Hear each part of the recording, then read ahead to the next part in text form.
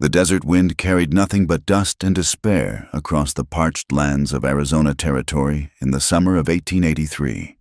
The sun hung mercilessly in a bleached sky, baking the red earth until it cracked like broken pottery.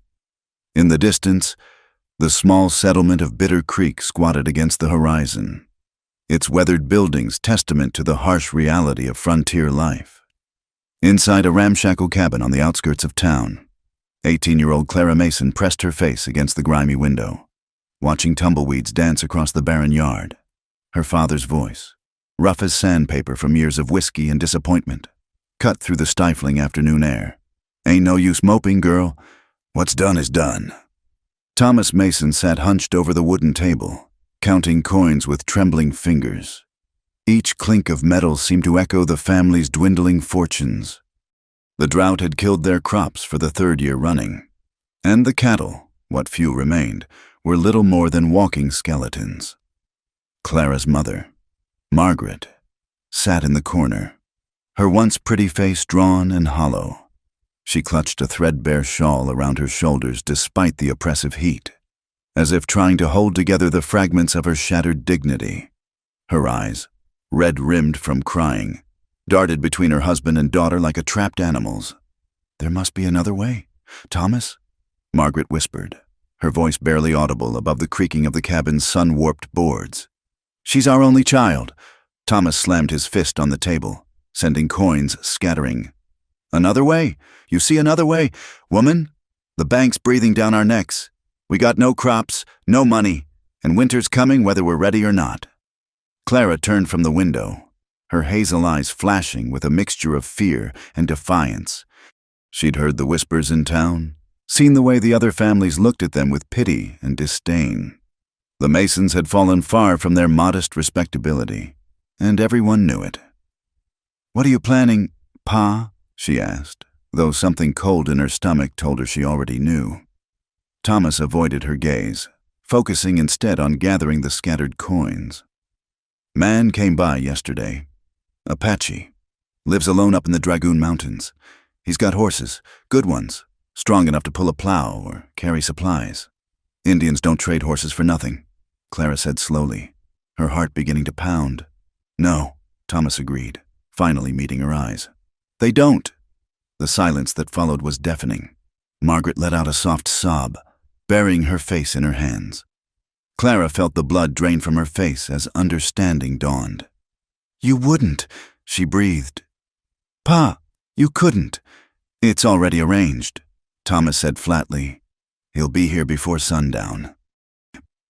Clara stumbled backward, her legs suddenly weak. "I'm your daughter. How could you even think?" "You're 18, Thomas interrupted, his voice hard as flint. "Old enough to be married off anyway. At least this way. We get something out of it. That horse could mean the difference between surviving the winter and starving." "A horse," Clara repeated numbly. "You're trading me for a horse." Margaret finally found her voice, though it came out as little more than a whimper. "The Apache. He didn't seem cruel. He spoke some English. Said he'd treat her proper." "Proper?" Clara laughed bitterly. "Living with a savage in the mountains? You call that proper? Watch your tongue, girl," Thomas warned. "It's done. You'll go willing, or I'll tie you to that horse myself." Clara looked desperately at her mother, searching for any sign of protection, of maternal love strong enough to stand against this madness. But Margaret only wept silently, too broken by years of hardship to fight anymore.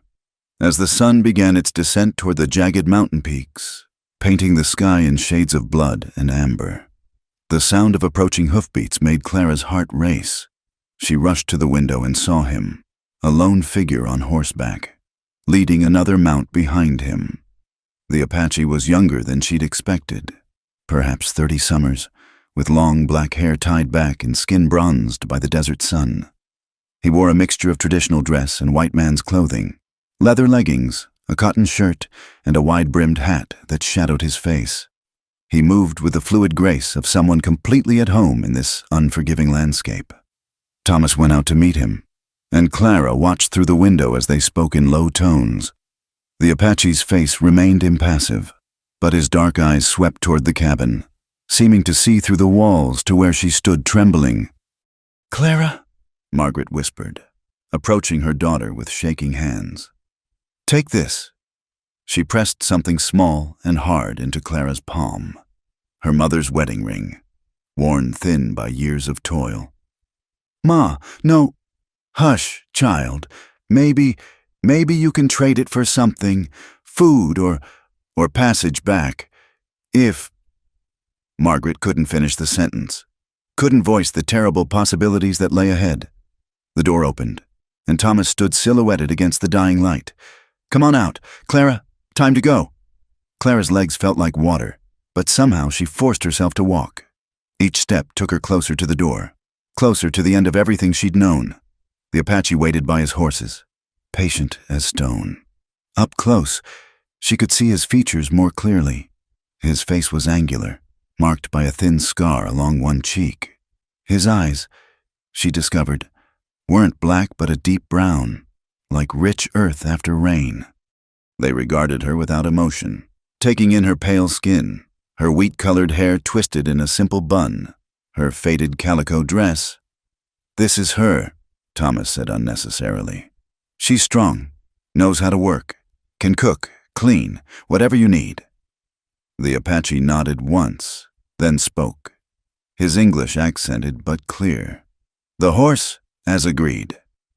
He handed the reins of the spare mount to Thomas, who took them with eager hands, already calculating what the animal might bring him. Clara watched this transaction, her life exchanged for livestock, with a growing sense of unreality. "Please," she said suddenly, not sure who she was addressing. "Please, Enough," Thomas cut her off sharply. "You belong to him now." Those words hit Clara like a physical blow. You belong to him now. Like she was property. Like she was no more than the horse changing hands. The Apache approached her slowly, as one might approach a spooked animal. From a leather pouch at his side, he produced a length of soft rope. Clara's eyes widened in panic, but he merely fashioned it into a lead, attaching one end to his horse's saddle and offering her the other end to hold. "For safety," he said quietly. "Mountains are treacherous in darkness." Clara looked back at the cabin one last time. Her mother stood in the doorway, a ghostly figure backlit by the oil lamp inside. Her father was already leading his new horse toward the barn, not even watching as his only child was led away. "Ma!" Clara called out, tears streaming down her face. Margaret took a step forward, then stopped, held back by years of submission to her husband's will. "Be strong, Clara!" she called, her voice breaking. "Be strong." The Apache mounted his horse in one fluid motion, then looked down at Clara expectantly. She realized he meant for her to walk, at least until they were away from the settlement. Her hands shaking, she gripped the rope and began to follow as he urged his mount forward. The last thing Clara heard as they left Bitter Creek behind was her mother's muffled sobs carrying on the desert wind. Then there was only the sound of hoofbeats on hard-packed earth and the whisper of her own voice, repeating like a prayer or a curse. "At 18, I was traded to a solitary Apache for a horse." The words tasted like ashes in her mouth, bitter as the alkali dust that rose with each step into her new life. A life that waited in the purple shadows of the mountains, as unknown and fearsome as the silent man who now held her fate in his weathered hands. As darkness began to swallow the desert, Clara stumbled along behind the horses, her thin shoes already wearing through from the rough ground. She didn't look back again. There was nothing left to see but the grave of her old life. And ahead, only the endless night and the incomprehensible future that awaited her in the arms of a stranger who had bought her for the price of a horse.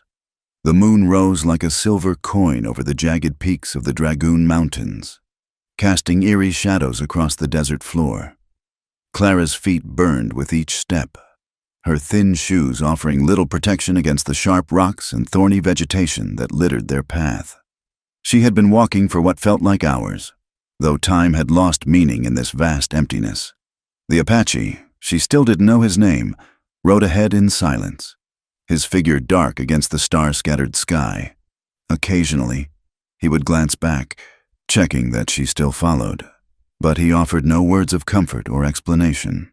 The rope between them stretched taut, a physical reminder of her new reality. When Clara stumbled for the third time, her knees scraping against the unforgiving ground, he finally halted his horse. In one smooth motion, he dismounted and approached her. Clara instinctively shrank back, but exhaustion had stolen most of her strength to resist. "You ride now," he said simply, gesturing to his horse. Clara looked up at the animal, a painted mare with intelligent eyes, and shook her head. I don't know how. We never had horses for riding, only for work." He studied her for a moment, then moved closer. Clara's heart hammered as he reached for her, but his hands were surprisingly gentle as he helped her to her feet. The contrast between his careful touch and her father's rough handling wasn't lost on her. "I will teach," he said, leading her to the horse. "But first, we rest." He guided her to a cluster of large boulders that provided some shelter from the cool night wind. From his saddlebags, he produced a water skin and handed it to her. Clara drank greedily, not realizing until that moment how parched her throat had become. As she drank, she studied him in the moonlight. The scar on his cheek seemed less harsh now, more like a story written on his skin than a mark of violence. His movements were economical, purposeful, unpacking a blanket, checking the horses, scanning the horizon for danger. "What is your name?" Clara asked suddenly, surprising herself with the question. He paused in his activities, seeming to consider whether to answer. "I am called Samuel," he said finally. "Samuel Crowfeather." "Samuel," she repeated, tasting the familiar Christian name. "That's not, my father was white," he said without emotion. "Missionary. My mother, Apache." He resumed his tasks, clearly considering the conversation closed. Clara wrapped her arms around herself, shivering as the desert's nighttime chills set in. Samuel noticed and tossed her the blanket he'd unpacked. It smelled of smoke and leather and something wild she couldn't name. "We reach my home tomorrow," he said, settling himself against a boulder. "Sleep now." "I can't sleep," Clara said, her voice small. "How do I know you won't?" Samuel's eyes met hers across the small space between them. "I traded for a wife, not a captive. You are under my protection now. No harm comes to you." The simple declaration should have meant nothing. Promises from men had proven worthless in Clara's experience. But something in his steady gaze, in the matter-of-fact way he spoke, made her believe him. Still, sleep was impossible. She sat huddled in the blanket, watching the stars wheel overhead and listening to the alien sounds of the desert night. The distant howl of coyotes, the rustle of small creatures in the brush, the whisper of wind through stone, when dawn painted the eastern sky in shades of rose and gold. They resumed their journey. True to his word, Samuel helped Clara onto his horse, showing her how to grip the mane, how to move with the animal rather than against it. He walked alongside, leading the pack horse, seemingly tireless despite the long night. The landscape changed as they climbed higher into the mountains. The sparse desert vegetation gave way to juniper and pinon pine. The air grew cooler, scented with resin and earth. Clara had never seen such wild beauty, towering red rock formations that looked like ancient castles, deep canyons that seemed to plunge to the center of the earth, eagles circling on thermal currents high above. "It's magnificent," she breathed, momentarily forgetting her circumstances in the face of such grandeur. Samuel glanced up at her, and she thought she saw approval in his eyes. "The land is strong here. It teaches us to be strong too." They stopped at midday by a small spring that bubbled from the rocks. Samuel produced dried meat and flat bread from his supplies, sharing them with Clara. The meat was tough and salty, nothing like the beef she was used to, but hunger made it palatable. "Your family," Clara ventured, emboldened by his earlier revelations. "Do they live near your home?"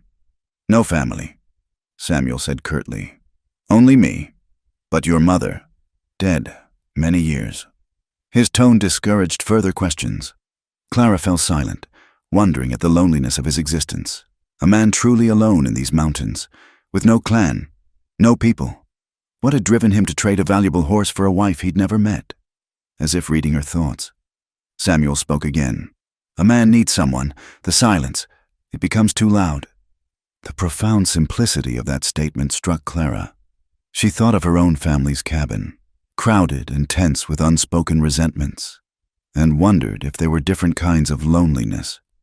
The afternoon sun beat down mercilessly as they climbed a narrow trail that wound between towering cliff faces.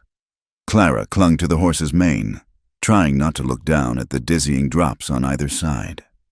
Samuel moved with sure-footed confidence, occasionally speaking soft words to the horses in his native tongue, just as Clara thought she could endure no more. They crested a ridge and she gasped. Below them lay a small valley, hidden like a secret in the heart of the mountains. A stream ran through it, feeding a grove of cottonwoods and willows. Against the far cliff face, she could make out a structure, partly natural cave, partly built with stones and logs. Home, Samuel said simply. As they descended into the valley, Clara felt as if she were leaving the known world behind entirely. This place seemed untouched by civilization, a fragment of the earth as it had been since creation, beautiful and terrifying in equal measure. Samuel's dwelling was more substantial than she'd expected. The natural cave had been extended with carefully constructed walls. A stone fire pit sat outside, blackened by years of use. Various tools and implements hung under a wooden shelter. It was primitive by her standards, but there was an order to it, a sense of purposeful living. He helped her dismount, and Clara's legs nearly buckled after the long ride. Samuel steadied her, his hands strong but gentle on her arms. For a moment, they stood close, and Clara caught his scent, sage and wood smoke and clean sweat. Then he stepped back, busyness himself with the horses. "You rest," he said. "I bring water. Make fire." Clara wanted to help. She'd been raised to work after all. But exhaustion overwhelmed her. She sank down on a flat stone near the dwelling and watched as Samuel moved efficiently about his tasks. There was a grace to his movements, a harmony with his surroundings that made her feel clumsy and foreign by comparison. As the sun began its descent behind the western peaks, painting the valley in shades of amber and purple, Samuel built a fire in the stone pit. The smoke rose straight in the still air, and the crackling of burning wood was comforting in its familiarity.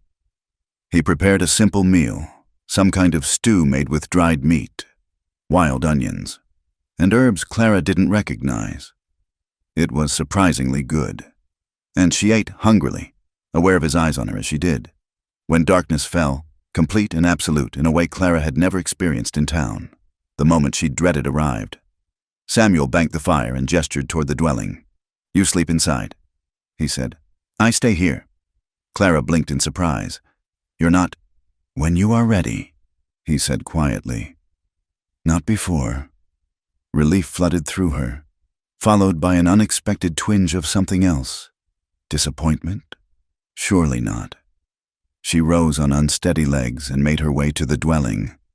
Inside, by the dim light of the dying fire, she could make out a sleeping area covered with furs and woven blankets. It smelled of earth and stone and faintly of the man who lived here. Clara lay down fully clothed, pulling a fur over herself. Through the entrance, she could see Samuel's silhouette as he sat by the fire, keeping watch. In her exhaustion, her last thought was a confused jumble of images. Her mother's tear-stained face, her father counting coins, the vast desert under stars, and the quiet strength of the man who had bought her for a horse, yet asked nothing of her but trust. At 18, she was traded to a solitary Apache for a horse. She whispered into the darkness, the words a talisman against the strangeness of her new world. Outside, an owl called, and the mountains settled into their ancient sleep, indifferent to the small human drama playing out in their shadow. The first week in the mountains passed in a blur of adjustment and small rebellions. Clara woke each morning to find Samuel already at work, tending the fire, checking snares, or repairing tools. He would nod at her arrival but rarely spoke. leaving her to navigate this strange new existence largely on her own. The daily tasks were harder than anything she'd known. Drawing water from the stream meant navigating rocky paths with heavy clay pots. Starting a fire without matches required patience she didn't possess. Even simple cooking became a challenge with unfamiliar ingredients and primitive tools. Her soft hands blistered, her back ached, and more than once she collapsed in frustrated tears. Samuel watched her struggles with an unreadable expression, offering help only when she was truly at risk of harm. It infuriated her, this silent observation, as if she were some creature being tested. "Why don't you just tell me how to do things?" she snapped one afternoon after burning their meal for the second time. "Telling is not learning," he replied calmly. "You must find your own way." "My own way?" Clara laughed bitterly. "My way is back home, not here in this God-forsaken wilderness." "That home sold you for a horse," Samuel reminded her. Not unkindly. "This is home now." The truth of it stung worse than her blistered palms. That night, Clara made her first escape attempt. She waited until Samuel's breathing deepened in sleep. He still slept outside, giving her the shelter, then crept from the dwelling. The moon was new, offering little light, but desperation drove her forward. She made it perhaps a mile down the valley before realizing the futility of her plan. In the darkness, every shadow could hide danger. The trail they'd taken days ago was invisible, and she had no water, no food, no idea which direction led to civilization. Coyotes howled in the distance, their cries raising goosebumps on her skin. A hand fell on her shoulder, and Clara shrieked.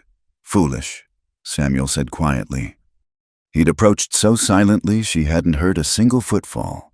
"You would die before sunrise." "Maybe that's better," Clara said defiantly, though her voice shook. "Better than living like a savage." His face hardened at the word. Without speaking, he took her arm and led her back to the dwelling. Clara expected anger, punishment, but he simply pointed to her sleeping area and walked away. The next morning, she woke to find a pair of sturdy moccasins beside her bed, along with clothes more suitable for mountain life, a doeskin skirt and cotton blouse. Her own shoes were nearly destroyed, her dress torn and filthy. Pride warred with practicality, and practicality won. The clothes fit well, and the moccasins were more comfortable than any shoes she'd owned. When she emerged, Samuel nodded approval but said nothing. That day, instead of leaving her to struggle alone, he began to teach. He showed her how to bank a fire to keep coals alive through the night, how to identify edible plants from poisonous ones, how to read the sky for weather changes. His hands guided hers as she learned to grind corn on a stone metate, to weave baskets from willow strips, to set snares for small game. "Why didn't you teach me before?" Clara asked as they worked side by side. "You were not ready to learn." Samuel said, "Anger and pride make poor students." Clara wanted to argue but couldn't. Her anger had indeed blinded her to everything but her own misery.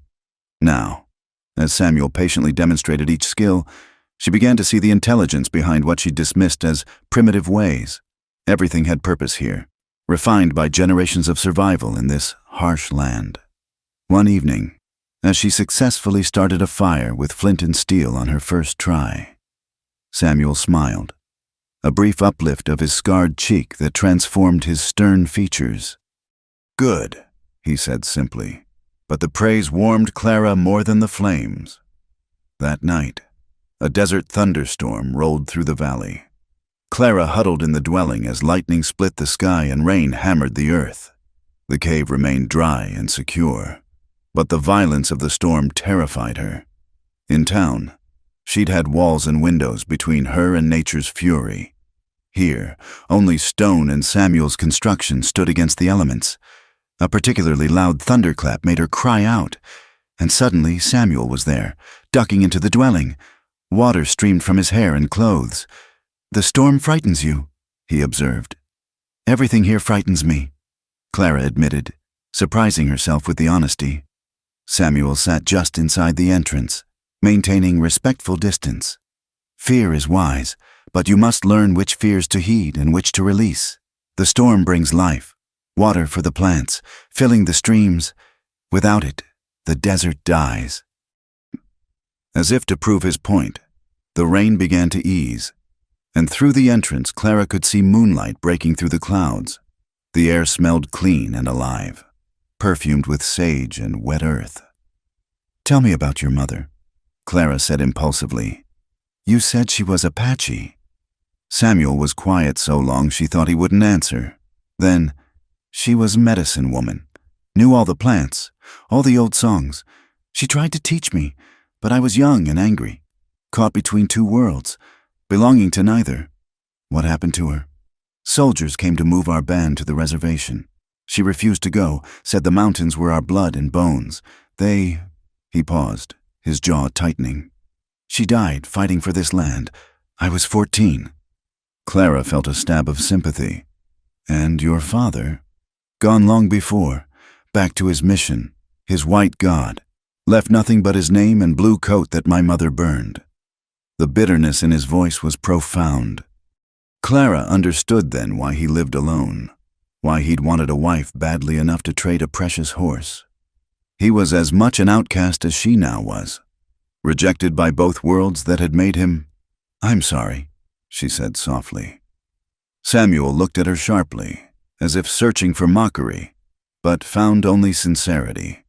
"The past is dead. We live now, or we don't live at all." He left then, returning to his post outside. Clara lay thinking about his words, about the strange parallels in their lives. Both abandoned, both forced to survive in worlds that didn't want them. Perhaps that was why he'd chosen her, sensing a kindred spirit in displacement. Her second escape attempt came 3 days later. Better planned, but equally doomed. This time Samuel caught her trying to saddle the gentler of his horses at dawn. He didn't touch her, just stood watching with those dark, patient eyes. "Where would you go?" he asked quietly. "Your father would sell you again, to someone else, or leave you to starve. Town people would call you ruined. No decent man would have you. Where is this freedom you seek?" The words were cruel in their truth. Clara's hand stilled on the saddle. She had no answer because there was no answer. A woman alone in 1883 had few choices, fewer still if she'd lived with an Apache, willing or not. "I hate you," she whispered, but the words lacked conviction. "No," Samuel said. "You hate the truth. That is different." He helped her unsaddle the horse, and they returned to their daily routine. But something had shifted.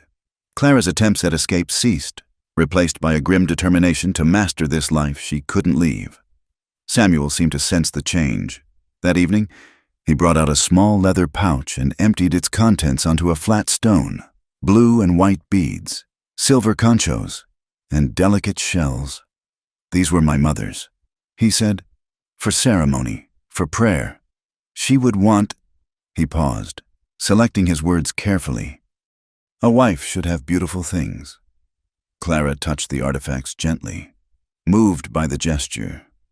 "I don't know your ceremonies." "Then I teach," Samuel said. "If you wish to learn."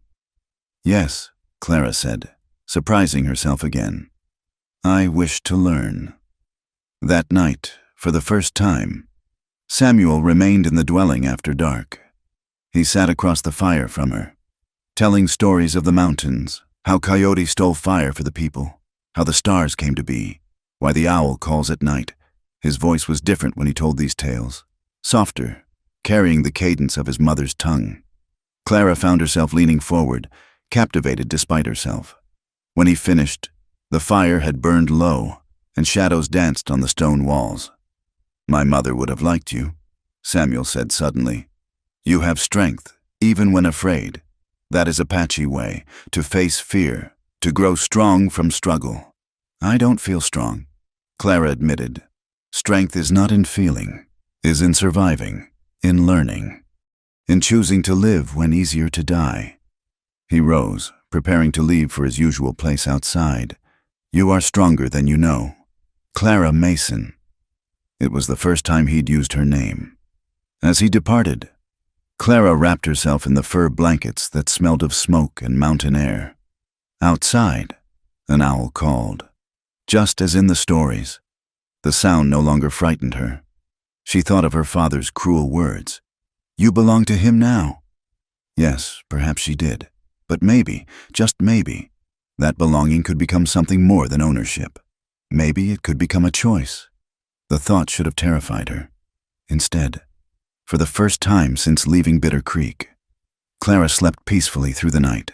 The harsh realities of desert survival revealed themselves with each passing day. A sandstorm swept through the valley without warning, turning the air into a choking wall of grit that found its way into everything: food, water, even the sealed containers Clara had thought secure. She huddled in the dwelling for hours, fabric pressed over her nose and mouth. While outside, Samuel worked to secure their supplies and calm the horses. When the storm finally passed, a thick layer of red dust coated everything. Clara emerged, coughing and spitting, to find their water jars contaminated and half their dried meat ruined. Samuel surveyed the damage with stoic acceptance, already planning their recovery. "We go to the higher spring," he said, gathering the water containers. 3 miles up the mountain. "You come." It wasn't a question. Clara had learned that survival here meant constant work, constant vigilance. She helped load the pack horse and followed Samuel up a treacherous path she hadn't known existed. The trail was barely wide enough for the horses, with a sheer drop on one side that made her stomach clench. At the spring, a crystal-clear pool fed by underground sources, Samuel showed her how to test water for purity, how to spot animal tracks that might indicate danger. As Clara knelt to fill the jars, she glimpsed her reflection and hardly recognized herself. Her skin had darkened from the sun. Her hair hung in a simple braid adorned with a beaded tie Samuel had given her. The soft town girl was disappearing, replaced by someone harder, more capable. "Mountain lion," Samuel said suddenly, pointing to marks in the mud. "Fresh, we leave quickly." The journey back was tense, both of them alert for any sign of the predator. Clara found herself naturally falling into the watchful state Samuel maintained, her eyes scanning the rocks and shadows. When they reached home safely, she felt a surge of accomplishment that surprised her. That evening, as she prepared their meal with increasing competence, disaster struck in the form of her own clumsiness. Reaching for a pot, Clara knocked over the basket containing their remaining cornmeal. It scattered across the ground, immediately ruined by dirt and ash from the fire. "No!" she cried, dropping to her knees to salvage what she could. But it was hopeless. Weeks of food, gone in an instant. She expected anger from Samuel, harsh words or worse. Instead, he knelt beside her and gently stopped her frantic gathering. "Mistakes happen," he said calmly. "We adapt." "But the corn, we need it." "Then we find other food. The desert provides if you know how to ask." He helped her to her feet, his hand lingering on her elbow. "Tomorrow, I show you." True to his word. The next day became a lesson in desert foraging. Samuel led her through the valley and into the surrounding hills, pointing out plants she'd walked past a dozen times without seeing. Prickly pear cactus with its sweet fruit, mesquite pods that could be ground into flour, agave hearts that roasted up tender and nutritious. "Your people see empty land," he explained as they gathered. "My people see a garden. Every plant has purpose, has gift to give." Clara found herself genuinely interested, asking questions about preparation methods and seasonal availability, when she successfully identified an edible root on her own. Samuel's approving nod filled her with pride. But it was while gathering piñon nuts from a grove of trees that their lesson took an unexpected turn. Clara, stretching to reach a particularly full cone, lost her balance on the rocky slope. She cried out as she fell, expecting to hit hard ground, but strong arms caught her, pulling her against a solid chest. For a moment, they stayed frozen like that, Samuel holding her secure, Clara's hands gripping his shoulders. She could feel his heartbeat, rapid despite his eternal calm. Their eyes met, and something electric passed between them, an awareness that had been building for weeks but never acknowledged. Then Samuel set her carefully on her feet and stepped back, his expression unreadable once more. "Be careful," he said roughly. "I cannot always catch you." They finished gathering in silence, but the air between them had changed, charged with unspoken possibility. That change manifested in small ways over the following days. Samuel began teaching her to shoot his bow, standing behind her to adjust her stance, his breath warm on her neck. Clara found herself watching him as he worked, admiring the efficient grace of his movements, the way sunlight played across his bronze skin. One evening, as she struggled to repair a torn moccasin with an awl and sinew, Samuel sat beside her, closer than usual, and took the work from her hands. "Like this," he said, demonstrating the proper technique. Small stitches, very tight. Clara watched his hands, scarred but surprisingly gentle. "Work the leather. You do this better than many women I knew in town," she said, attempting levity. Samuel's mouth quirked in what might have been amusement. "Apache men learn all skills. Never know when you will be alone. Need to do for yourself. But you're not alone now," Clara said softly. He paused in his stitching, looking at her with those deep brown eyes. "No," he agreed. "Not alone." The moment stretched between them, full of possibility, before Samuel returned to his work. But that night, he didn't immediately leave the dwelling after the fire died down. Instead, he sat in the entrance, silhouetted against the stars. "Are you guarding against something?" Clara asked from her bed of furs. "Always guarding," Samuel replied. "It is the way of survival. Even from me?" A long pause. "Especially from you." Clara didn't know how to respond to that, so she lay quiet. But sleep wouldn't come. She was acutely aware of his presence, of the small sounds of his breathing, of the way the moonlight outlined his profile. The next test of their fragile partnership came in the form of a rattlesnake. Clara was gathering firewood near the dwelling when she heard the distinctive rattle. She froze, spotting the coiled serpent just feet away, its tail vibrating a deadly warning. "Samuel," she called, keeping her voice steady despite her terror. "Snake?" He appeared instantly, assessing the situation with a quick glance, moving with liquid precision. He used a long stick to pin the snake's head, then dispatched it with his knife. The entire action took seconds. "You did well," he said, noting her controlled response. "No panic, no sudden moves. You learn. I had a good teacher," Clara replied, still shaky from the encounter. Samuel skinned the snake with practiced efficiency. "We eat this tonight, waste nothing in the desert." He looked at her appraisingly. "You know, many white women would faint at such sight. Scream, run, make danger worse." "I'm not most white women," Clara said with a touch of her old defiance. "No," Samuel agreed, and there was something warm in his voice. "You are not." That night, as they ate the snake meat, which tasted surprisingly like chicken, Clara felt a shift in her perspective. The fear that had dominated her first weeks here was fading, replaced by respect for the land and growing confidence in her ability to survive it. And underneath that, something else was growing, an attraction to the man who had become her teacher, protector, and companion. But the lesson that changed everything came the next morning. Samuel announced they would hunt larger game. The dried meat supplies were running low, and they needed to replenish before the weather turned. He gave Clara a knife, showing her how to hold it properly. "If something happens to me, you must know how to defend yourself, how to survive alone." The thought of him being hurt or killed sent an unexpected spike of fear through her. "Nothing will happen to you," she said firmly. Samuel almost smiled. "You sound like wife now, not captive." The words hung between them, weighted with meaning. Clara felt heat rise in her cheeks, but she didn't deny it. When had she stopped thinking of herself as his prisoner? When had this sparse dwelling begun to feel like home? They tracked a small herd of deer through the morning, Samuel teaching her to read signs in the earth, to move silently, to understand the wind. When they finally got close enough, he raised his bow, then paused. "You try," he whispered, handing her the weapon. Clara's hands shook as she knocked the arrow, drew back the string. The deer was broadside, a clear shot, but her release was clumsy. The arrow flew wide, and the herd bolted. She expected disappointment, criticism. Instead, Samuel laughed, actually laughed, a rich sound she'd never heard from him before.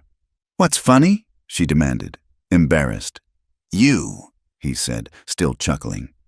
"Face so serious, like going to war. Hunting is not anger, is patience.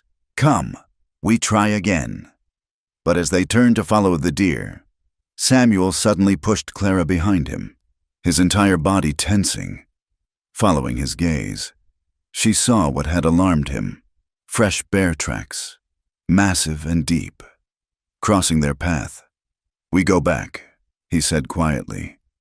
"Now." They retreated carefully, Samuel keeping himself between Clara and the direction of the tracks. His protectiveness touched something deep in her chest. When they reached the safety of their valley, Clara impulsively caught his arm. "Thank you," she said, "for keeping me safe, for teaching me, for—" She struggled to find words for the gratitude and confusion and growing affection tangled in her heart. Samuel covered her hand with his. "You are my wife. Your safety is my life now." That evening, as Clara successfully cooked a stew from their gathered plants and remaining dried meat, she caught Samuel watching her with an expression she'd never seen before, something soft and wondering. "What?" she asked, suddenly self-conscious. "I see you happy," he said simply. "First time since you come here. It is good to see." Clara realized with surprise that he was right. Despite the hardships, the dangers, the complete upheaval of her life, she had found moments of genuine happiness here. The satisfaction of mastering a new skill, the beauty of sunrise over the mountains, the quiet companionship of evening meals, all had woven themselves into something approaching contentment. "I suppose I am," she admitted. "Happy, I mean, or at least—" She paused, searching for honesty. "Not unhappy?" It was enough. Samuel nodded, understanding in his eyes. That night, as had become his custom, he lingered in the dwelling after dark. But this time, when he rose to leave, Clara spoke. "Stay." He turned, his expression carefully neutral. "You sure?" Clara's heart hammered, but she nodded. "It gets cold at night, warmer with two." It was an excuse, and they both knew it. But Samuel spread his blanket on the opposite side of the fire pit, maintaining respectful distance even as he honored her request. As Clara drifted off to sleep, she was acutely aware of his presence, of the way the firelight played across his features, of the strange comfort in knowing he was near. The desert night sang its ancient songs outside, wind through stone, distant coyotes, the whisper of wings overhead. But inside the dwelling, a different kind of music was beginning, the tentative harmony of two lonely souls finding solace in each other's company. The afternoon sun beat down mercilessly as Clara worked at the stream, washing clothes in the old ways Samuel had taught her, beating them against the rocks, scrubbing with yucca root that foamed like soap. She had grown strong in the months since her arrival, her hands calloused but capable, her movements sure. She was so focused on her task that she didn't hear the horses until they were nearly upon her. Looking up, her blood ran cold. 3 white men sat astride their mounts, watching her with expressions that ranged from curiosity to contempt. "Well, well," the leader said, a grizzled man with tobacco-stained teeth. "What have we here? Little white girl playing Indian?" Clara stood slowly, acutely aware of her Apache dress, her sun-darkened skin, the beaded ornaments in her hair. She gripped the wet clothing against her chest like a shield. "I'd heard tell there was a squaw man up in these mountains," another rider said, younger, with mean eyes that traveled over Clara in a way that made her skin crawl. Didn't believe it till now. Look at her, dressed up like a savage. "Please," Clara said, hating how her voice shook. "Just leave. We want no trouble." The leader spat tobacco juice near her feet. "We? You mean you and your red buck? Where is he, girl? Out hunting while his white woman does the wash." "Shameful," the third man added, shaking his head in theatrical disgust. "A Christian woman, living in sin with a heathen. Your family must be rolling in their graves." "They sold me!" Clara burst out before she could stop herself. For a horse, so don't talk to me about shame." The younger man laughed. An ugly sound. "Sold you? Well, that makes sense then. Damaged goods already. Though I bet we could still find a use for you, once we deal with your Apache." Fear spiked through Clara's chest. "You leave him alone. He's done nothing wrong." "Nothing wrong?" The leader's voice hardened. "These mountains are for white folks. Girl. Not for Indians who steal our women and—" An arrow thudded into the ground inches from his horse's hooves. The animal reared, nearly unseating him. Samuel stood on the ridge above. Another arrow already knocked, his expression deadly calm. The woman said, "Leave." He called down. "I say same. Once." The men reached for their guns, but Samuel's bow was already drawn. "You shoot, you die," he said simply. "Maybe you kill me too, maybe not. Want to find out?" The leader controlled his horse, his face flushed with anger. "You threatening white men, boy? I protect what is mine," Samuel replied, as any man would. A tense standoff stretched between them. Clara held her breath, knowing how quickly violence could erupt. Finally, the leader spat again and turned his horse. "This ain't over," he said. "The army's gonna hear about this. An Apache threatening decent folk? They'll come for you, savage, and when they do, we'll see who protects who." The three men rode off, their laughter and crude comments echoing off the canyon walls. Clara's legs gave out and she sank to the ground, shaking. Samuel was beside her in moments, his hands gentle as he helped her stand. "Did they hurt you?" he asked, his eyes scanning her for injury. "No," Clara managed. "But Samuel, what they said about the army." "Empty threats," he said, but she caught the flicker of concern in his eyes. "Come, we go back." That evening, Clara couldn't eat. The encounter had shaken something loose in her. All the fears and prejudices she'd been raised with came flooding back. She caught herself looking at Samuel differently, seeing him through the eyes of those men. Savage, heathen. The words echoed in her mind. "You think they're words," Samuel said quietly, reading her as he always could. Clara flushed with shame. "I don't mean to. It's just—" "All my life, I was taught. I know what you were taught." Samuel interrupted, his voice bitter. "Same words they used when they killed my mother, when they drove my people from our lands. Words to make us less than human. So taking from us feels right." "But you're not less than human," Clara protested. "You're—" She struggled to articulate what he'd become to her. Teacher, protector, companion. Something more she wasn't ready to name.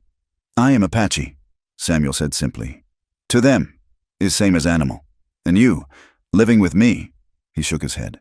"To them, you are worse than animal. You are traitor to your blood."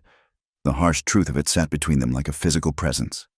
Clara thought of her life in town, the church socials, the proper courtships, the narrow boundaries of acceptable behavior. All of it lost to her now, as surely as if she'd died. "Do you regret it?" she asked suddenly. "Trading for me, bringing this trouble?" Samuel looked at her for a long moment. "Do you regret learning to survive? Finding strength you didn't know? Being free of father who would sell you?" "That's not an answer. Is only answer that matters." He stood, pacing to the dwelling entrance. "Tomorrow, I teach you to hide, where to go if men come back, how to disappear in mountains. What about you?" "I will do what I must to protect my wife." The words sent a shiver through Clara. Wife. Despite living here for months, despite sharing the dwelling, though still with careful distance between them, she rarely thought of herself in those terms. But hearing it now, after facing those men's contempt, she felt something shift inside her. That night, Clara lay awake long after the fire died to embers. Through the dwelling entrance, she could see Samuel keeping watch, his silhouette alert against the stars. Protector, guardian, husband in name if not yet in truth. Moving quietly, she rose and approached him, wrapping a blanket around her shoulders against the cool night air. He glanced at her but didn't speak, making room for her to sit beside him. "Can't sleep," she explained unnecessarily. "Fear is loud," he acknowledged. makes rest difficult. They sat in companionable silence, watching clouds drift across the moon. Finally, Clara found courage to voice what had been building in her heart. "I'm not sorry," she said quietly. "Whatever those men think, whatever I've lost, I'm not sorry to be here, to be—" She swallowed hard. "To be yours." Samuel turned to look at her, his dark eyes unreadable in the moonlight. Slowly, giving her time to pull away, he reached out and touched her face. His fingers were calloused but gentle, tracing the line of her cheek with reverence. "Clara," he said, and her name on his lips was like a prayer. "You honor me." The space between them seemed to shrink, pulled by forces older than prejudice or fear. Clara leaned into his touch, her heart racing. When Samuel lowered his head toward hers, she met him halfway. The kiss was tentative at first, a question asked and answered. Then Clara's arms came up around his neck, and Samuel pulled her closer. And the careful distance they'd maintained for months dissolved like morning mist. When they finally parted, both breathing unsteadily, Samuel rested his forehead against hers. "You sure?" he asked, echoing his question from weeks ago. But this time, the meaning was different, deeper. "Yes," Clara whispered. "I'm sure." He stood, drawing her up with him, and led her back into the dwelling. The bed of furs that had seemed so foreign months ago now felt like home, especially with Samuel beside her. He was gentle, patient, treating her with a tenderness that made her eyes sting with unshed tears. Later, as they lay entwined, Clara traced the scar on his cheek. Will they really come, the army? Perhaps, Samuel admitted. But tonight, we don't think of that. Tonight, we are only us. Clara pressed closer to him, feeling safe despite the dangers that lurked beyond their hidden valley. The contempt of those men still stung, but it had also clarified something vital. Let them call her ruined, fallen, traitor to her race. She'd found something here worth more than their approval, strength, partnership, and now, love. "My wife," Samuel murmured against her hair, and the words were a vow.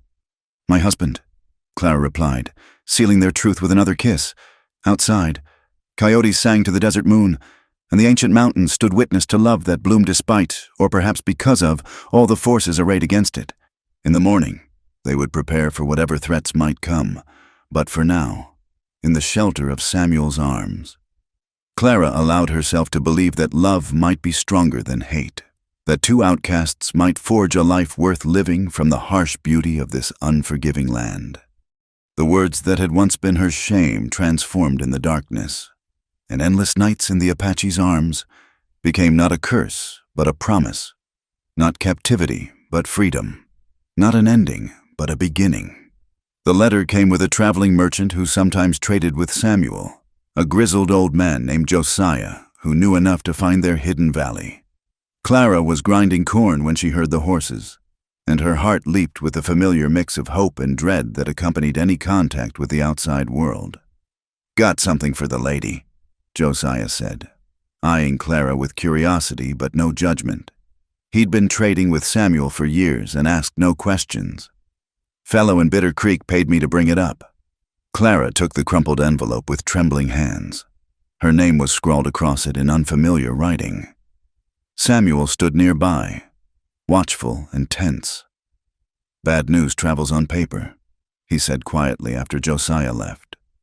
Clara opened the letter, her eyes scanning the cramped writing. The words hit her like physical blows, and she sank onto a stone, the paper fluttering from nerveless fingers. "My parents," she whispered. "They're dead. Cholera took them both last month." Samuel knelt beside her, not touching but present. Clara felt hollow, scraped clean by a grief more complex than simple sorrow. These were the people who had sold her, yet they were still her blood, her beginnings. "The house is abandoned," she continued numbly. "Everything sold for debts. There's nothing left. You have home here," Samuel reminded her gently. Clara laughed, a broken sound. "Do I? I'm neither white nor Apache, neither daughter nor truly wife. I'm nothing. You are Clara." Samuel said firmly. Strong woman who survived, who learned, who chose love over fear. That is not nothing. She looked at him through tears. This man who had bought her like livestock yet treated her like a treasure. The irony wasn't lost on her. Her parents had sold her to save themselves, yet died anyway, while she lived on in the arms of the man they'd despised. That night, Samuel held her as she grieved, not just for her parents, but for the life she'd never return to, the person she'd never again be. He sang softly in Apache, words she didn't understand but that soothed nonetheless. I should feel guilty, Clara confessed into the darkness. They died alone, probably cursing my name, but all I feel is free. Does that make me terrible? Makes you honest, Samuel replied. Dead chains still chains. Now you choose, mourn what was or build what is. The next morning brought new troubles. Samuel returned from checking his trap lines with a grim expression. Riders in the lower valley. 6, maybe 7. Moving careful. Watching. The army? Clara asked, fear spiking through her chest. No uniforms? Bounty hunters? Maybe? His jaw tightened. They look for someone. Clara's mind raced. Those men from the stream, had they made good on their threats? Or was this about Samuel's past, the soldier he'd killed defending his mother's land? We need to hide, she said. No. Samuel's voice was flat. I don't run from my home. You go to the cave I showed you. Take supplies for 3 days. I'm not leaving you, Clara protested. You must. If they take me... He gripped her shoulders. You know these mountains now. You can survive. Go to Josiah. He will help you reach somewhere safe. Safe! Clara pulled away, angry. Where is safe for me now? Town, where they'll call me ruined. Another man who'll use me worse because I'm already damaged goods. Better than dead, Samuel said harshly. No, Clara said, surprising herself with her vehemence. It's not... I'd rather die as your wife than live as their shame. Something shifted in Samuel's expression. He pulled her close, kissing her fiercely. Stubborn woman, he murmured. Then we faced them together. They spent the day preparing, weapons cleaned and ready, water stored in hidden caches, escape routes planned. As the sun set, painting the sky in shades of blood, the riders appeared at the valley entrance. Clara recognized the leader, a notorious bounty hunter named Jake Morrison. His reputation was dark, built on bringing in Apache scalps for Mexican bounties. Behind him rode hard men with harder eyes. Samuel Crowfeather, Morrison called out. I know you're up there. Come out peaceful-like, and the woman doesn't have to watch you die. What is your business? Samuel called back, though they both knew the answer. Got paper on you from the army. Says you killed a Sergeant Baker 5 years back, worth good money, dead or alive. Morrison grinned. Course, dead is easier to transport. Clara felt Samuel tense beside her. Baker, she knew that name. Samuel had told her about the sergeant who'd led the raid on his mother's camp, who'd shot her as she tried to protect their sacred grounds. Baker was a murderer. Clara shouted before Samuel could stop her. He killed innocent women and children. Morrison laughed. Well, looks like you got yourself a regular little Apache lover there. Crowfeather, don't worry, sweetheart. Sure, we can find someone to take you off our hands once we're done here. Plenty of men like their women pre-broken. The crude threat snapped something in Clara.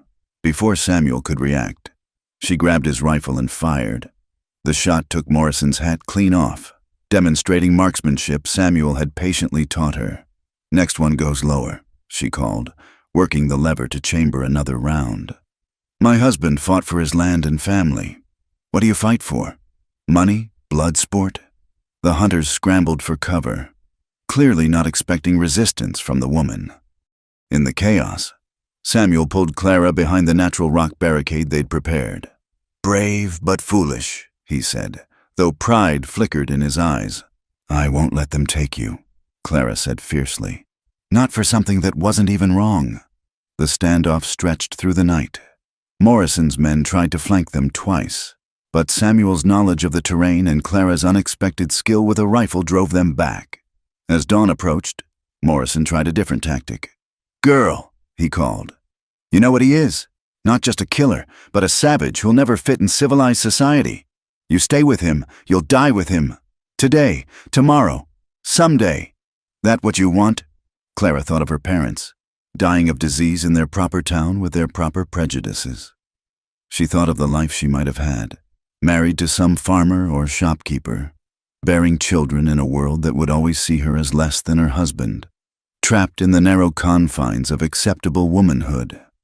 "You're right," she called back, and felt Samuel stiffen beside her. "He'll never fit in your civilization. Neither will I, not anymore. But out here," she gestured at the vast wilderness around them. "Out here, we're free, we're alive, we're together. That's worth more than your blood money or your approval. Your choice." Morrison snarled. "Boys, burn them out!" But before they could act on the threat, new riders appeared on the ridge. Josiah and 3 other traders, all armed, all frowning down at Morrison's group. "This here's a peaceful valley," Josiah announced. "Man wants to trade and live quiet. That's his right. You boys best move along before this gets messy." Morrison looked between the defenders above and the new arrivals. The math had shifted against him. "This ain't over," he promised, but he signaled his men to withdraw. As the hunters disappeared into the desert, Clara sagged against Samuel, adrenaline leaving her shaky. "Will they come back?" "Perhaps," Samuel said. "But Josiah's intervention will make them think, and now they know you shoot straight." That evening, as they sat by their fire, Clara stared into the flames. "I could have gotten us killed," she said quietly. "Acting on anger, on pride. You acted on love," Samuel corrected. "On justice. My mother would have liked you very much." Clara leaned against him, feeling the solid warmth of his presence.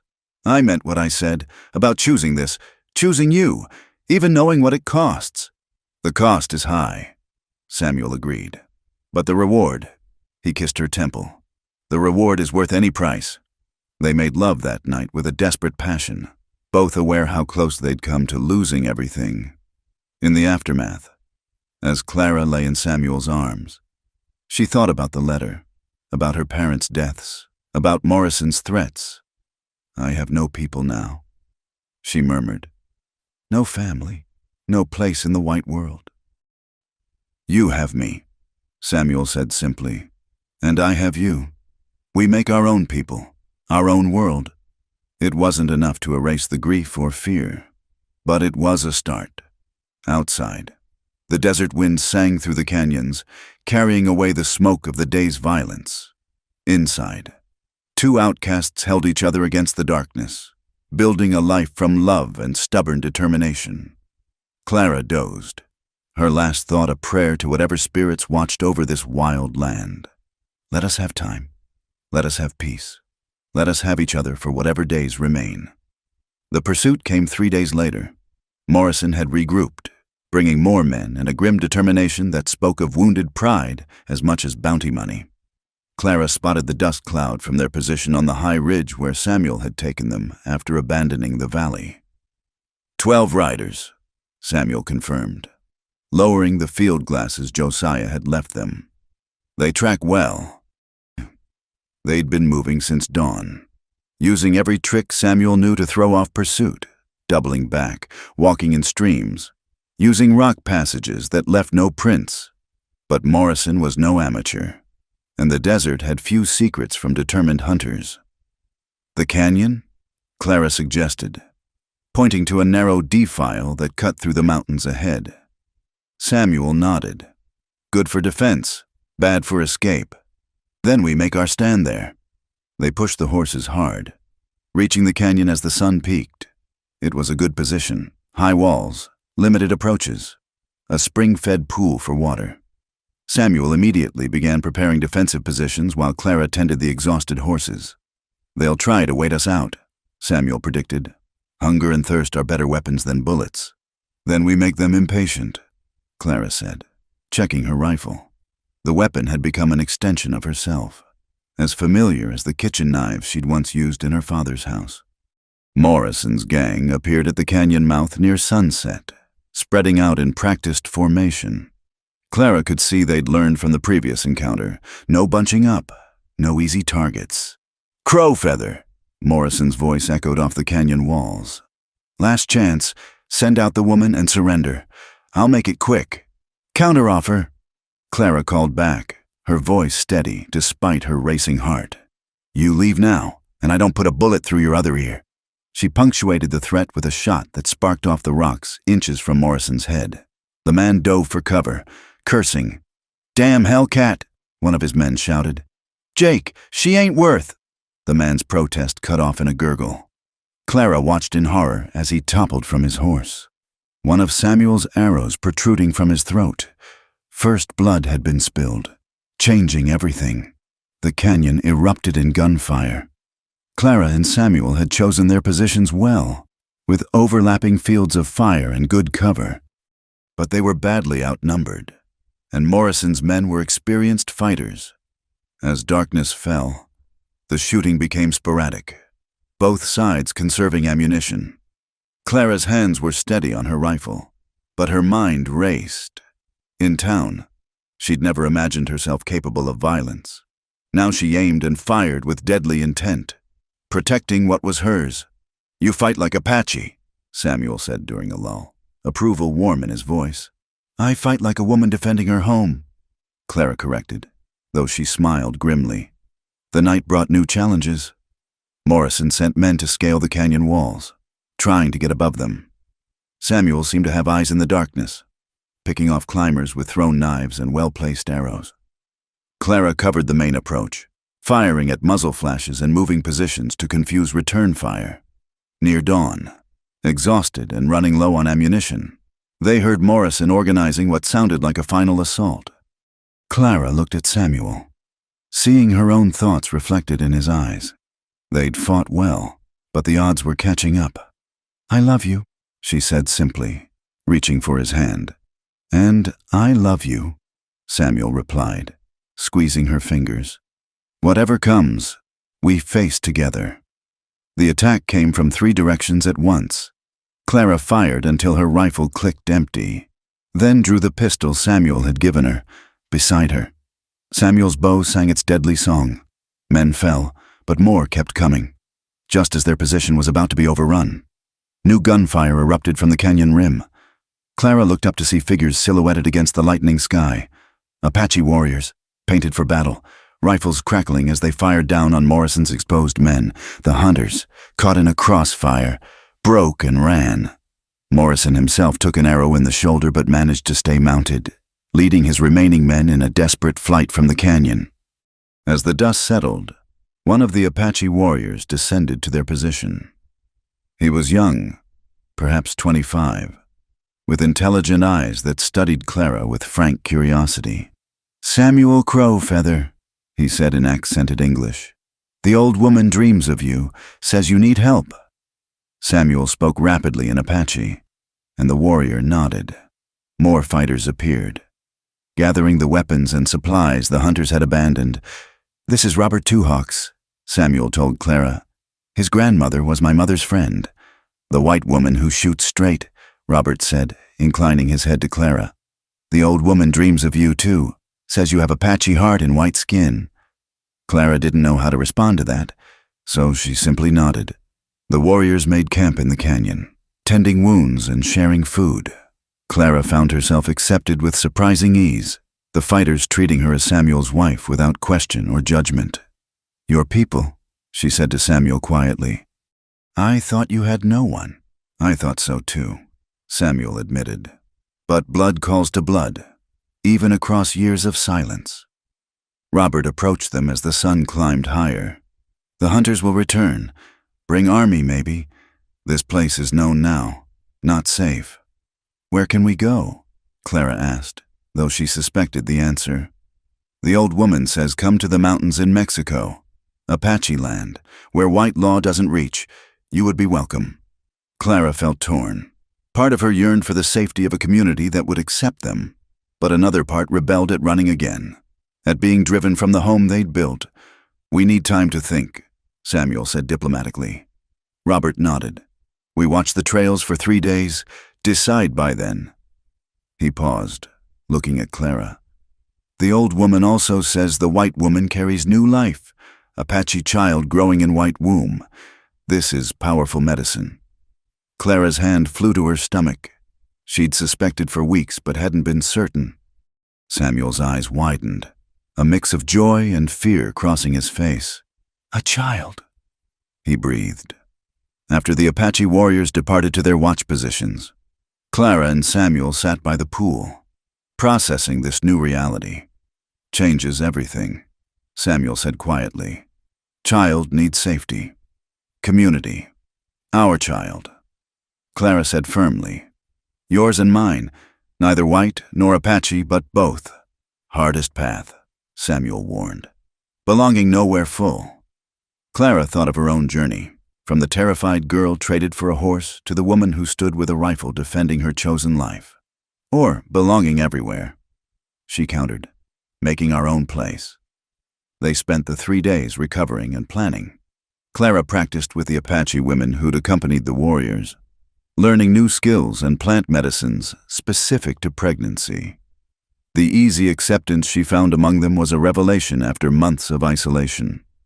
On the third dawn, Morrison appeared again at the canyon mouth, but this time with blue-uniformed cavalry. Clara counted at least 30 soldiers, their brass buttons glinting in the morning sun. "Federal warrant," the officer called. "Samuel Crowfeather, you are under arrest for the murder of Sergeant William Baker. Surrender peacefully, and the woman will not be harmed." Clara felt Samuel tense beside her. This was different from bounty hunters. The army had resources, reach, relentless pursuit. And now, with a child coming. "What would the old woman say?" Clara asked Robert, who'd materialized beside them like smoke. Robert smiled slightly. "She says the eagle does not ask the mountain for permission to fly. Make your choice, then make it right." Clara looked at Samuel, seeing her own resolve reflected in his eyes. They'd fought too hard, come too far, to surrender now. She placed her hand over her still flat stomach, where their child grew. A new life that deserved freedom, not the shadow of gallows or the shame of mixed blood in a world that demanded purity. "We go with you," Samuel told Robert. "To Mexico, to your people. Our people now," Robert corrected, glancing meaningfully at Clara. "The old woman has spoken." As they prepared to slip away through secret paths the Apache knew, Clara took one last look at the approaching soldiers. Among them, she spotted a familiar figure, the young lieutenant from Bitter Creek who'd once courted her properly. Bringing flowers and stammering compliments, their eyes met across the distance, and she saw his shock at her transformation. Let him report back that Clara Mason was dead. She thought, in truth, that frightened girl was gone. In her place stood something stronger, wife, warrior, soon-to-be mother, a woman who'd chosen love over safety, freedom over acceptance. "Ready?" Samuel asked, extending his hand. Clara took it without hesitation. "Always." They melted into the landscape with the Apache, leaving behind the narrow world that would never accept them for the vast possibility of a life lived on their own terms. Behind them, soldiers shouted and searched, but the desert kept its secrets. Ahead lay unknown challenges, but Clara faced them without fear. She'd been traded for a horse. Yes, but in losing everything, she'd found herself, found love, found a strength she'd never known she possessed. And now, with the new life growing within her, she rode toward a future written in neither white law nor Apache tradition, but in the fierce love of two people who'd made their own world in the harsh beauty of the wilderness. Winter came to the Mexican mountains with a vengeance, blanketing the Apache camp in snow that transformed the landscape into something ethereal and dangerous. Clara, now heavy with child, moved carefully through the pristine drifts, marveling at how different this winter was from those she'd known in Arizona. The camp had welcomed them with cautious warmth.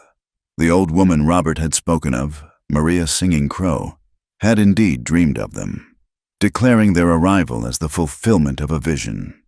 She was ancient, her face mapped with wrinkles, but her eyes held a sharpness that seemed to see through time itself. "The child you carry," Maria had told Clara through Robert's translation, "will walk in both worlds. Neither cage nor chain will hold such a spirit." Now, months later, Clara had found her place among the people. Her white skin no longer marked her as outsider, her skill with rifle and herbs, her devotion to Samuel, and the obvious love between them had earned respect that transcended blood. She paused in her gathering of winter medicines, one hand supporting her swollen belly as the baby kicked vigorously. Samuel appeared at her side instantly, ever watchful as her time approached. "You should rest," he said, the same words he'd spoken every day for the past month. "Movement is good," Clara replied, echoing what the Apache women had taught her.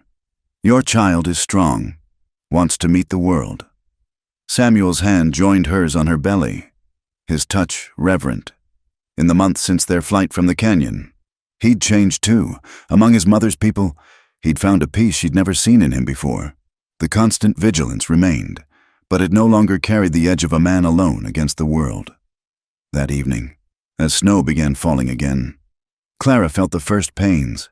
She'd helped with births in Bitter Creek, knew the signs, but experiencing them herself was different. Samuel's calm cracked for the first time she'd ever seen, his hands actually trembling as he helped her to their shelter. The Apache women took charge, shooing Samuel out with gentle firmness. Maria Singing Crow herself attended, despite her age, declaring this birth too important to leave to younger hands. The labor was long, stretching through the night and into the next day.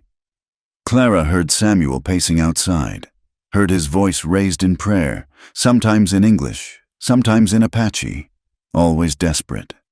She wanted to call out to him, to ease his worry, but the work of bringing life into the world consumed everything. When the baby finally came, Clara understood why Maria had called the child special. Her daughter, their daughter, announced herself with a cry that seemed to echo off the mountains themselves. Strong and defiant. "Let the father come," Maria commanded, and Samuel burst in, his composure completely shattered by joy and relief.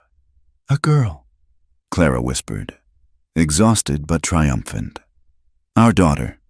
Samuel knelt beside them, his scarred warrior's hands impossibly gentle as he touched the baby's head. She had his dark hair but Clara's lighter skin, her features a perfect blend of both parents. "What do we call her?" Clara asked. "Sarah," Samuel said without hesitation. "My mother's American name, Sarah Whitefeather, for both her bloods." Maria nodded approval. "She will need both strengths. The world changes, and she must change with it." As winter deepened, Clara settled into the rhythms of motherhood. Sarah was an easy baby, alert and curious, seeming to study the world with unusual intensity. The camp's children were fascinated by her mixed features, and she became something of a communal child, passed from arms to arms, beloved by all. But even in this sanctuary, the outside world intruded. Scouts brought word of increased army patrols, of Mexican soldiers paid by Americans to hunt Apache camps. The fragile peace that had sheltered them grew thinner with each passing week. One night, as Clara nursed Sarah by the fire, Samuel sat beside her with troubled eyes. "Robert says we must move again," he said quietly. "Deeper into the mountains. Or," he paused, struggling with words, "or north. He knows people who help, a mission in California where mixed families can disappear, start new." Clara looked down at their daughter, seeing in her innocent face all the challenges that awaited her. In the Apache camp, Sarah was accepted, even celebrated. But Clara knew this protection was temporary. The world beyond would demand Sarah choose a side, would punish her for being both and neither. "What do you want?" Clara asked Samuel. "To give her choices we never had," he replied. "To read, write, learn both ways of knowing.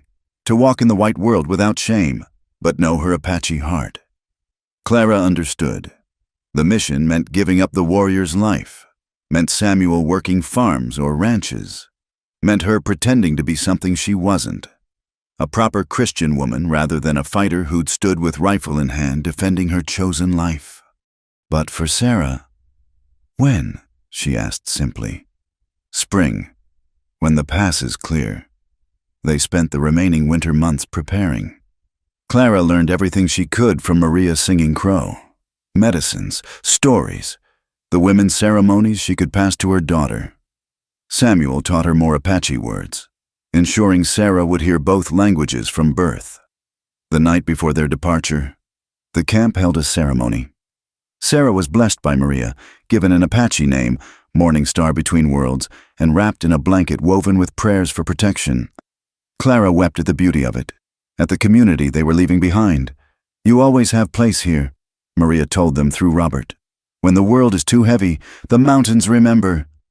They left at dawn, a small party for safety. Samuel and Clara, baby Sarah, and 2 young Apache men who would guide them to the mission before returning.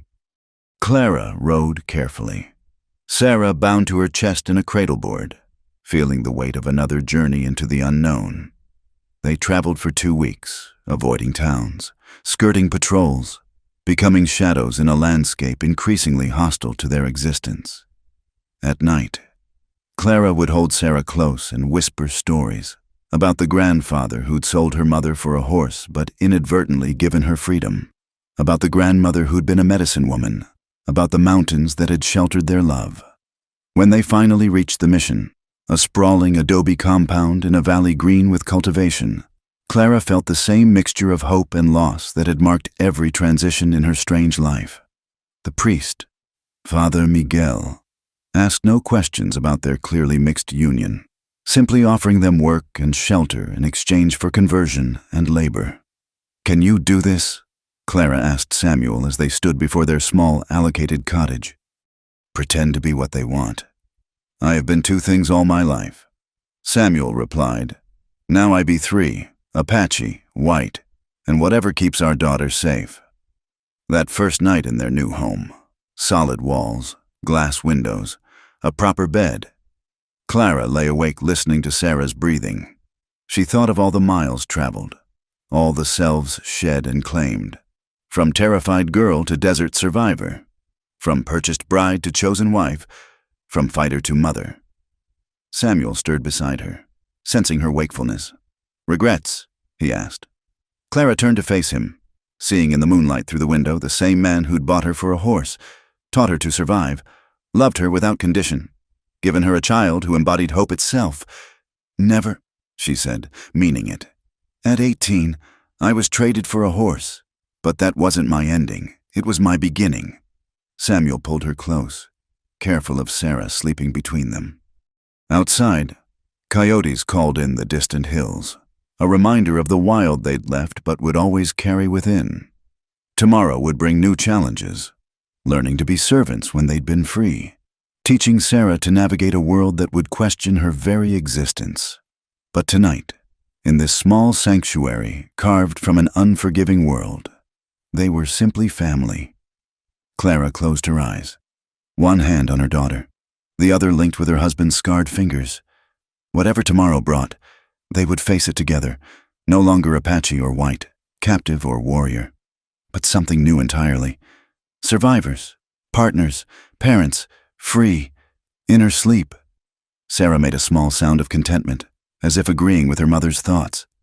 And in that moment, Clara knew with bone-deep certainty that every hardship, every loss, every mile of their journey had been worth it for this, the quiet breathing of their daughter, the solid presence of Samuel beside her, the future spreading before them like an unwritten page.